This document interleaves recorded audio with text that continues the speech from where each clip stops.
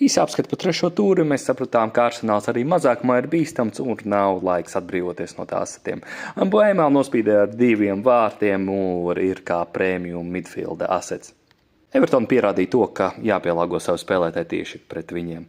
Ipsvičā pret Fulemu nospīdēja Robinsons kā uzbrukošā tipa aizsargs. Duelī Leicester pret Aston Villu mēs sapratām, ka Watkins nav 9 miljonus vērts un Onana ir labāks aizstājējs. Toties Kris Vuds iepriecina ar stabiliem 9 punktiem, ir nedaudz sarežģītāks kalendārs, bet joprojām ir aktuāla izvēle.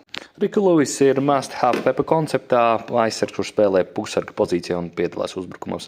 Chelsea neiepriecināja savus menedžerus, bet Īsaks izdarīja minimālo. Salahs un Luis Dias ir top strikeri viduslīnijā, bet nesteidzieties viņus iegādāties, pārdodot Trentu Aleksandru-Arnoldu un Diego Žotu. Iespējams, viņi iepriecinās jūs nākamajā tūrē.